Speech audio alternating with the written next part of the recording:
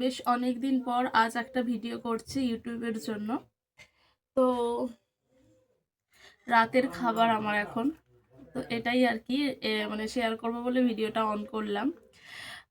এখন ঘড়িতে বাজে সন্ধ্যা 6:30টার মতো, 6:30 পৌনে 7টার মতো। তো 7টার মধ্যে আমি আমার ডিনারটা কমপ্লিট করে নেব।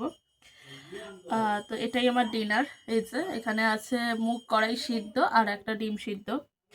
তো আমি ডায়েট ঠিক করছি না, মানে কোনো এক্সারসাইজ এখন পর্যন্ত শুরু করিনি। তো করব, খুব শীঘ্রই এক্সারসাইজটা শুরু করব।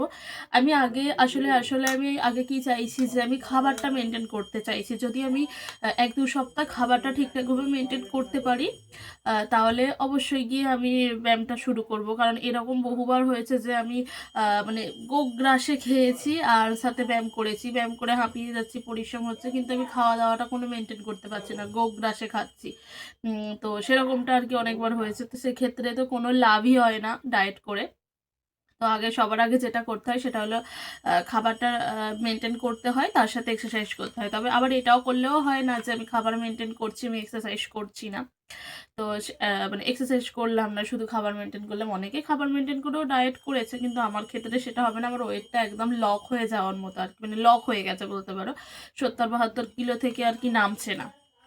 তো হয় না অনেক সময় ওজন লক হয়, তো আমার সেরকমই আর কি ওয়েটটা, ওজন লক হয়ে গেছে, মানে ওয়েট লক হয়ে গেছে। তো সেক্ষেত্রে আমাকে এক্সারসাইজ না করলে আমার কমবে না।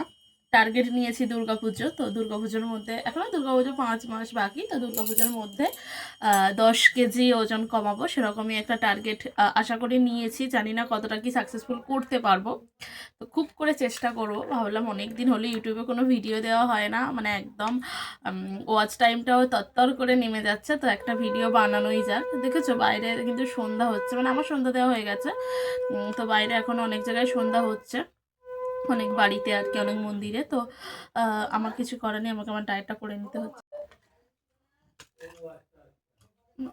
আমি খাচ্ছি এটা, আর একটু সিদ্ধ হতো কয়টা। তো চলো আমার খেয়ে নিই, ওটা খেতে সময় লাগবে।